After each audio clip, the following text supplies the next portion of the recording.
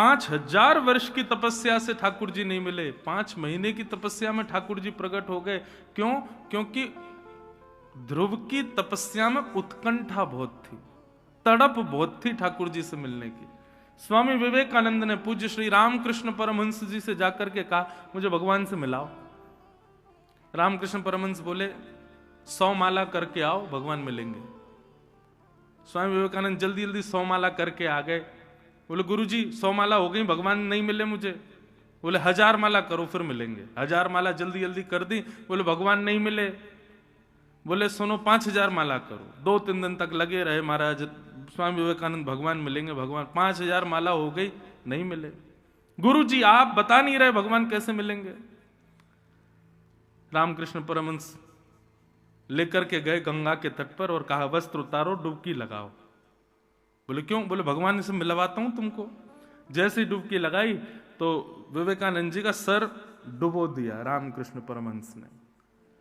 जैसे ही सर डुबोया तो छटपटाने लगे, व्याकुल हो गए। थोड़ी देर में जब हाथ हटाया तो बाहर आए, श्वास लेने लगे, पानी वानी पी गए थे, खांसने लगे। बोले, गुरुजी आपने क्या किया? मेरा सर क्यों डुबा दिया आपने? आपको पता है मुझे श्वास नहीं आ रही थी, मैं मरने वाला था। थोड़ी देर आप हाथ नहीं हटाते, मेरे प्राण निकल जाते। रामकृष्ण परमहंस बोले, तुम क्यों छटपटा रहे थे भीतर? किस चीज की कमी लग रही थी? बोले, श्वास की कमी लग रही थी। बोले, ऐसी छटपटाहट जब कृष्ण की प्राप्ति के लिए होगी तब ठाकुर जी मिलेंगे। जैसी छटपटाहट तुमको वायु के लिए, जैसी छटपटाहट हम आप सबको भोजन की, जैसी छटपटाहट व्हाट्सएप खोलने की, फेसबुक चलाने की, फोटो खिंचाने की, अरे कुछ नहीं करना। ये छटपटाहट हमारे अंदर है, लेकिन है किसके लिए? सांसारिक भावों के लिए। वही छटपटाहट, वही व्याकुलता, वही स्थिति यदि ठाकुर जी के लिए हो जाए तो उद्देश्य पवित्र है। यहां पर बैठे आप सब में अधिकतर, ठीक है सबका होगा भाव, लेकिन किसी का यह भाव नहीं होगा कि 6 दिन के इस भागवत के प्रसंग में मुझे ठाकुर जी के प्रत्यक्ष दर्शन हो जाएं। ऐसे भाव से कोई बैठा है? नहीं बैठे तो अब बैठो। वृंदावन है भैया, यहां आप कथा सुनने आ गए हो, ये बहुत बड़ी श्री जी की कृपा है आपके ऊपर। मैं भी सुना रहा हूं, ये भी मेरे, हम कथा वक्ता जरूर हैं, लेकिन वृंदावन में ही कथा नहीं कह पाते, सब जगह कहते हैं। तो वृंदावन में कहने का अवसर मिल रहा है, तो मुझ पर भी कृपा है श्री जी की, आप पर भी कृपा है कि आप बैठे हो। बस अपना उद्देश्य पवित्र कर लो कि हम कथा सुने और जब जाएं यहां से, कभी निधिवन जाएं, सेवा कुंज जाएं, बिहारी जी जाएं, राधा वल्लभ, राधा रमन जाएं, जहां भी जाएं, कभी ऐसी कृपा हो, छटपटाहट ऐसी रहे कि अब जो आगे गली आएगी उसमें मुड़ते ही हमको कहीं श्याम सुंदर दिख जाए। अब हम जैसे आगे जाएंगे तो वहां हमको कहीं ठाकुर जी के दर्शन हो जाएं। अब जैसे ही हम ये रिक्शा से उतरे तो वहां श्री जी की कोई झलक दिख जाए। ऐसी छटपटाहट, ऐसी उत्कंठा हृदय में होनी चाहिए वृंदावन आए हो तो।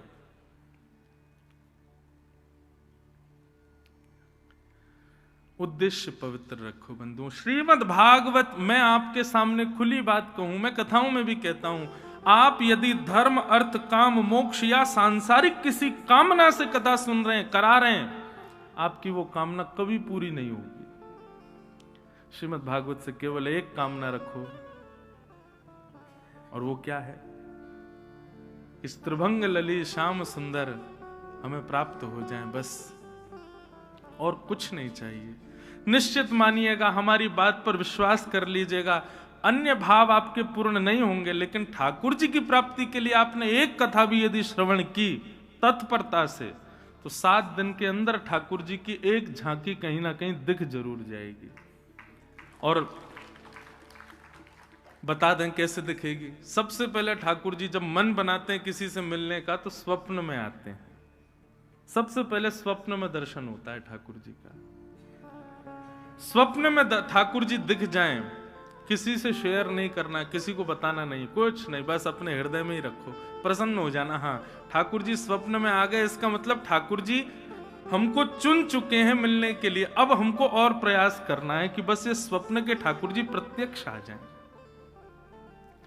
स्वप्न दर्शन के बाद अनुभव होगा, अनुभूति होगी, ऐसा लगेगा कि यहां ठाकुर जी हैं, यहां ठाकुर जी हैं। कोई पत्थर देखोगे उसकी आकृति में ठाकुर जी, बादल देखोगे तो उसकी आकृति में ठाकुर जी। हम हवाई जहाज में जब बैठते हैं तो खिड़की वाली सीट पे ही बैठता हूँ, तो हमारे पंडित जी बोलते हैं महाराज जी आप 5000 बार बैठ चुके हो फिर भी खिड़की पे ही क्यों बैठते हो? मैंने कहा मैं बादलों की आकृति देखता हूँ, कभी कभी ठाकुर जी दिख जाते हैं उस आकृति में, कभी कभी ऐसा लगता है शाम शाम कहीं दिख जाएं, इसलिए खिड़की की तरफ बैठता हूं कि आकृतियां वो देखता रहूं। हमारी हर स्थिति हर भाव ऐसे हो जाए बंधुओं कि नकारात्मकता कहीं ना रहे। घर से निकलते ही छींकते हैं तो लोग पानी देते, पानी पियो अशुभ है, नहीं, वैष्णवों के लिए कुछ अशुभ नहीं होता। जिसके चित्त में ठाकुर जी हैं उसके लिए सब चीज भावुक है, सब चीज अच्छी है। मीराबाई ने ब्याह के बाद कभी श्रृंगार नहीं किया, एक दिन श्रृंगार करके आई, परम सुंदर श्रृंगार किया और उसी दिन उनके पति की मृत्यु हो गई। लोग कहने लगे ये अशुभ है, आज श्रृंगार किया तो आज पति नहीं प्राण त्याग दिए, पर नहीं, वैष्णव की कोई भी क्रिया अशुभ नहीं होती। सांसारिक व्यक्ति के हर क्रिया में भय बना रहता, कुछ गड़बड़ी ना हो जाए, कुछ अशुभ ना हो जाए, कुछ गलत ना हो जाए। वैष्णव की कोई क्रिया गलत नहीं होती, उसकी हर क्रिया में सकारात्मकता होती है। इसलिए भैया और कोई उद्देश्य मत रखो, श्रीमद् भागवत जी से एक ही चीज मांगो कि बस हमको ठाकुर जी मिल जाए। 2024 का एक ही प्रण ले लो, आप कहीं भी जाओ, कुछ भी मांगो, कुछ भी करो, जो भी आपके मन में है। पर अब 2024 में हमारी कई एक बात मानना, किसी भी तीर्थ में जाओ, धाम में जाओ, कोई अनुष्ठान कराओ, संकल्प करो, कुछ भी करो, हर जगह एक ही कामना करो, बस श्याम सुंदर हमको मिल जाए, एक बार मिल जाए, ठाकुर जी हमको एक बार दर्शन दे दें बस। तो स्वप्न दर्शन, फिर अनुभव दर्शन, अनुभूति होगी, आकृतियां कुछ भी होंगी, आपको दिखेगा कि नहीं ये तो ठाकुर जी हैं, ये देखो ना ऐसा लग रहा है कि श्याम सुंदर खड़े हैं, बंशी बजा रहे हैं, ऐसी आकृतियां दिखेंगी। और तीसरा होगा प्रत्यक्ष दर्शन, ठाकुर जी आके सामने खड़े ही हो जाएंगे, फिर आंखें मीड़ना, नोचना, देखना कि हाँ नहीं मैं उठा ही हुआ हूं, ठाकुर जी खड़े सामने। स्वप्न दर्शन प्रथम सिद्धि है भगवत प्राप्ति की। तो बस उद्देश्य शुद्ध रखो। श्याम सुंदर सदा हमको प्यारे रहे, हम उन्हीं के रहे, वो हमारे रहे। श्याम सुंदर सदा हमको प्यारे रहे, हम उन्हीं के रहे, वो हमारे रहे। श्याम सुंदर सदा हमको प्यारे रहे, हम उन्हीं के रहे, वो हमारे रहे। श्याम सुंदर सदा हमको प्यारे रहे, हम उन्हीं के रहे, वो हमारे रहे। हम उन्हीं के रहे, वो हमारे रहे। हम उन्हीं के रहे, वो हमारे रहे।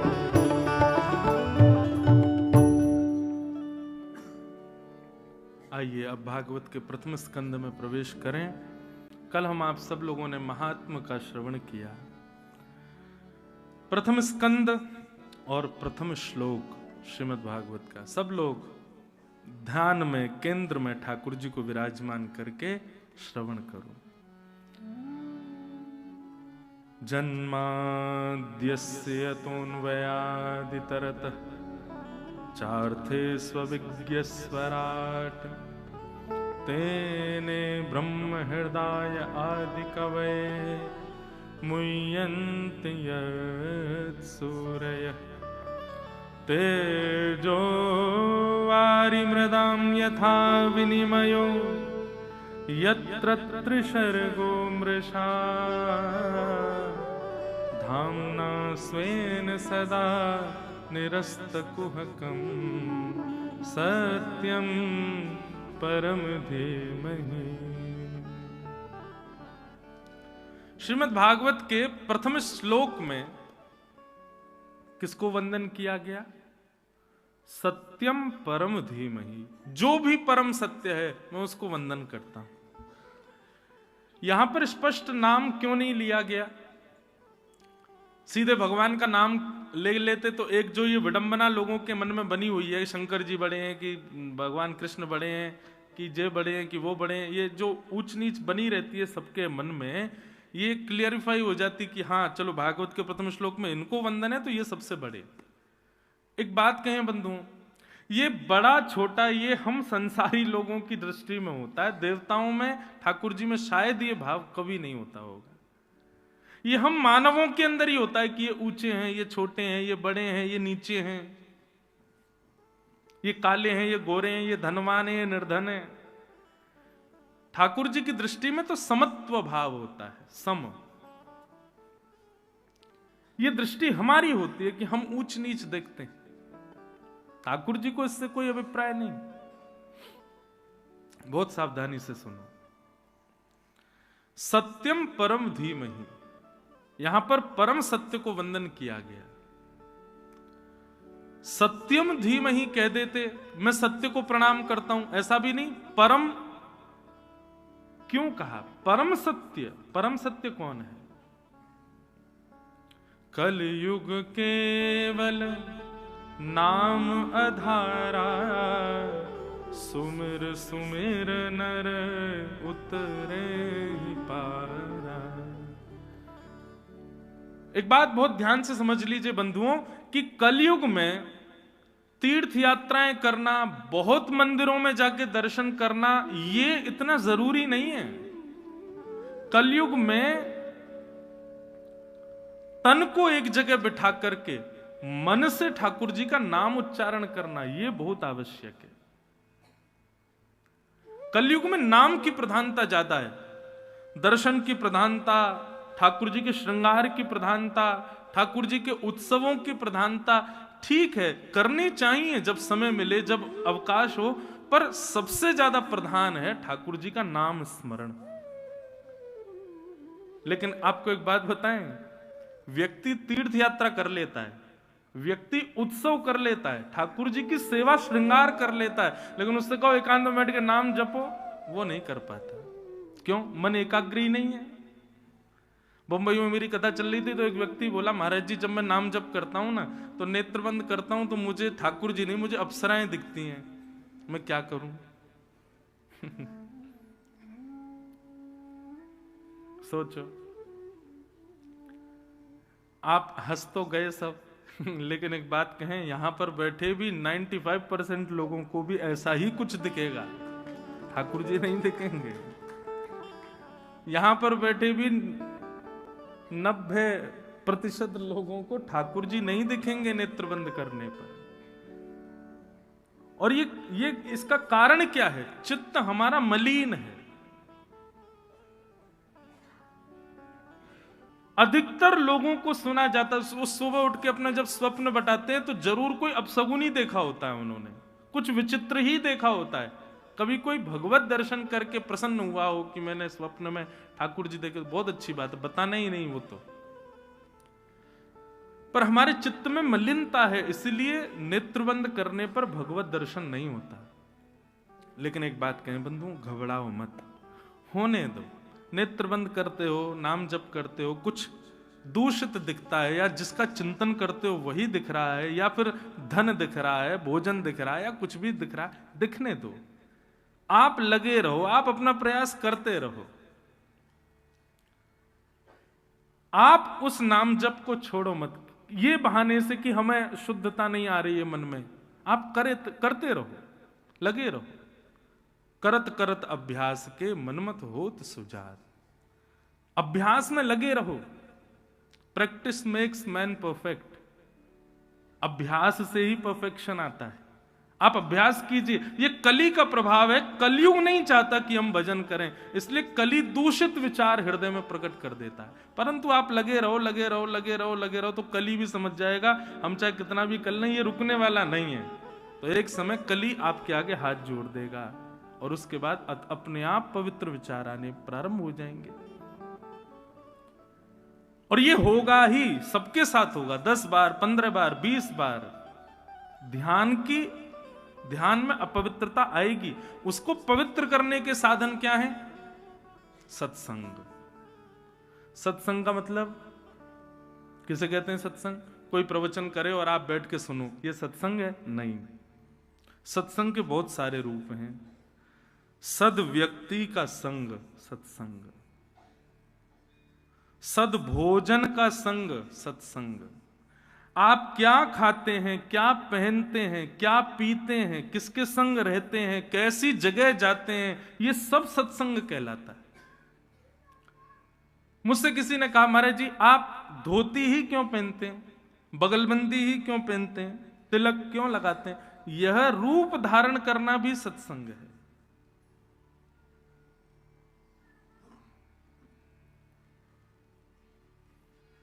बाहर रोड पर कोई ठेले वाले ने कुछ चाट वाट बेच रहा हो, वहां आप लोग जाएंगे ना तो वो कुछ नहीं कहेगा, जैसा कहोगे बना के दे देगा। लेकिन धोती पहन के बगलबंदी पे तिलक लगाए हम जाएंगे ना तो हमसे वो 5 बार पूछेगा महाराज जी मैं थोड़ा साफ कर दूं, मैं थोड़ा हाथ धो लूं, ये पवित्र है, शुद्ध है, कोई दिक्कत नहीं। अरे और छोड़ो, फ्लाइट में जो एरोस्टेज भोजन परोसने आती है ना, वो सबसे पूछती है वेज नॉन वेज, लेकिन हमारा रूप देख के वो नॉन वेज तो बोलती ही नहीं है। वो पूछेगी महाराज आप तो वेज ही लेंगे ना, वेज में भी जैन लेंगे। मैंने नहीं, हमें चाहिए ही नहीं कुछ भी। उसको कैसे पता कि मैं अपवित्र नहीं खा सकता? मेरे स्वरूप ने बताया। तो ये स्वरूप भी सत्संग है। आप कैसे स्थानों पर जाते हैं, कैसे लोगों के संग बैठते हैं, उनसे क्या वार्ताएं करते हैं, यह भी सत्संग कहलाता है। केवल किसी का प्रवचन सुनना मात्र सत्संग नहीं है। यह सत्संग की प्रारंभिक सीढ़ी हो सकती है, परंतु आपकी पूरे दिन की दिनचर्या भी सत्संग को दर्शाती है। वस्त्र भी सत्संग है, वेश भी सत्संग है। मीराबाई कहती है ना, हम लोग श्रृंगार करते हैं, किस लिए करते हैं? हम सजते हैं, साड़ी पहनते हैं, कुर्ता पहनते हैं, कुछ भी पहनते हैं, गले में हार पहनते हैं, कानों में कुंडल लगाते हैं। किस लिए? परफ्यूम लगाते हैं ताकि 4 लोग हमसे पूछें भाई साड़ी कहाँ से ली, कुर्ता कहाँ से लिया, कुंडल बड़े बढ़िया, आपके गले का हार बहुत सुंदर, परफ्यूम कौन सा लगाया। हम दूसरे को रिझाने के लिए ही पूरी क्रिया करते हैं। तो मीराबाई कहती हैं, जिन भेषा मारो सावरो रीझे, जिन भेषा मेरो गिरधर रीझे, मैं सो ही भेष धरूंगी, हो बाला सो ही भेष धरूंगी, हो मैं बैरागन हूं। वृंदावन में आप लोग घूम रहे हो 2 दिन से, देखो यहाँ के लोग कैसे रहते हैं। तिलक लगा के घूमेंगे, धोती पहनेंगे, इतनी सर्दी है फिर भी धोती में रहेंगे। कई लोगों के नियम है वो पादुका नहीं पहनते, नंगे पांव घूमेंगे। क्यों? क्योंकि उनकी वेशभूषा में भी आपको रिझाना श्रेष्ठ नहीं है। वो इसीलिए ऐसे बन के घूम रहे हैं कि बिहारी जी हमसे प्रसन्न रहे। ये श्रृंगार बिहारी जी का है, ये श्रृंगार राधारमण लाल के लिए, ये श्रृंगार श्री राधा वल्लभ जी को खुश करने के लिए। संसार के लोगों को भले ही तुम्हारे तिलक से पीड़ा हो, तिलक लगाए कलकत्ता में घूमो, तिलक लगाए दिल्ली में घूमो, 4 लोग टोक देंगे, लेकिन वृंदावन में कोई नहीं टोकेगा। क्यों? वृंदावन में किया गया श्रृंगार भी ठाकुर जी की प्रसन्नता के लिए। तो वह श्रृंगार भी आपका सत्संग बन जाता है। तो मन की शुद्धता यदि चाहिए तो उसके लिए श्रृंगार हो, आहार हो, विचार हो, पहनावा हो, उठना बैठ, सबकी शुद्धता करना बहुत जरूरी है। आप कहीं भी दुकान से पैकेट खरीद के फाड़ के खा लोगे, संत क्यों नहीं खा रहा है? कोई वैष्णव क्यों नहीं खा रहा है? क्योंकि उसको पता है कि इस आहार के सेवन से मेरा मन मलिन होगा। संत महापुरुष तो अपना जल भी संग लेके चलते हैं, वो बाहर का जल भी नहीं पीते। क्यों? जल पीने से जैसा खाओ अन्न वैसा होवे मन, जैसा होवे मन वैसे होवे विचार, जैसे होवे विचार वैसी होवे क्रिया, जैसी होवे क्रिया वैसी होवे गति। तो सत्संग का मतलब केवल किसी सद व्यक्ति को श्रवण करना ये सत्संग नहीं है, अपने आचार विचार को भी शुद्ध करना ये सत्संग है, ये सब सत्संग है। और ये जब क्रिया में आएगा, आपके आचार विचार, पहनाव उड़ाव, खान पान, ये सब शुद्ध होते चले जाएंगे। फिर लगाना आप नेत्र बंद करना, कोई अप्सरा नहीं दिखेगी। फिर तो त्रिभंग ललित श्याम सुंदरी दिखाई देंगे, फिर तो हमारी किशोरी जी दिखाई देंगे, फिर तो ललिता विशाखा ये सखियां दिखाई देंगी। भगवत रसिक जी का एक पद है, आहा बहुत सुंदर भाव है। हमारो वृंदावन उर ओर, हमारो वृंदावन उर ओर। क्या अर्थ क्या है इसका? श्री भगवत रसिक जी कह रहे हैं कि हमारे लिए प्रकट वृंदावन नहीं है, हमारा वृंदावन तो हमारे चित्त में है, हमारे हृदय में है।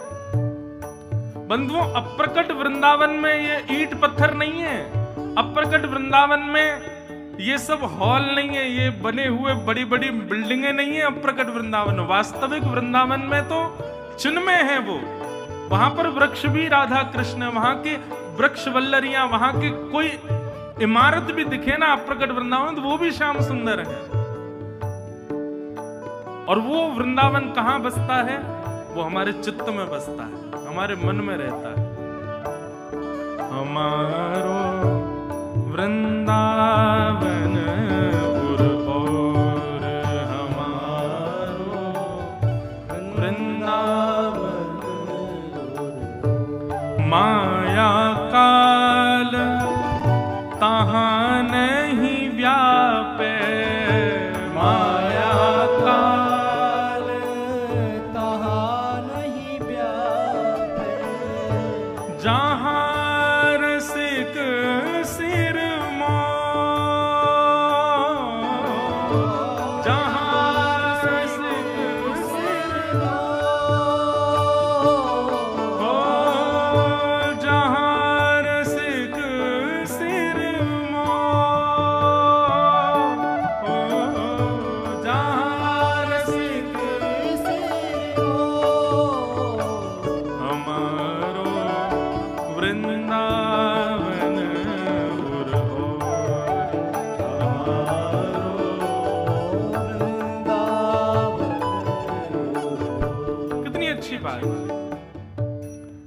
जहां पर पुलिस खड़ी हो वहां कोई चोरी कर सकता है? नहीं। जहां पर टीचर बैठा हो वहां बच्चे शैतानी कर सकते हैं? नहीं। ऐसे ही हमारे जीवन में जितने भी पाप आते हैं वो मन से आते हैं। यदि उस मन में श्रीधाम वृंदावन विराजमान हो जाए तो कभी कोई पाप आएगा? कभी नहीं आ पाएगा। यहां पर कह रहे हैं माया काल तहां नहीं व्यापे, जहां रसिक शिरमोर। बोले भैया तन से वृंदावन आ रहे हो, तन से वृंदावन में रह रहे हो, इसका कोई अभिप्राय नहीं है। तन को कहीं भी घुमा लो, तन जैसे यहां से बाहर जाएगा फिर बिगड़ जाएगा। इसलिए क्या करो, जितने समय के लिए वृंदावन आए हो प्रयास करो कि उतने समय में वृंदावन को चित्त में लेकर के चले जाओ। वृंदावन सदा चित्त में रहे तो वहां पर किसी भी प्रकार का पाप प्रवेश नहीं कर पाएगा। माया काल तहां नहीं व्यापे, माया काल तहां नहीं व्यापे, जहां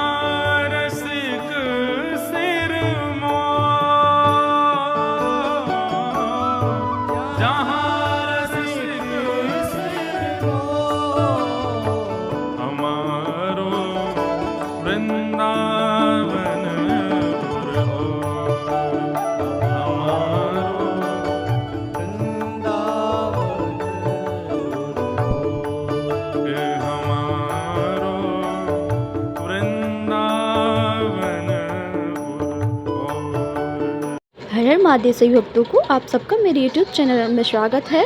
हमने पूज्य इंद्रेश उपाध्याय जी की श्रीमुख से बहुत ही अद्भुत प्रसंग का श्रवण किया। अगर आपको ये वीडियो अच्छा लगे तो प्लीज़ वीडियो को लाइक कमेंट ज़रूर करें, मेरे चैनल को सब्सक्राइब करें। हर हर महादेव। धन्यवाद।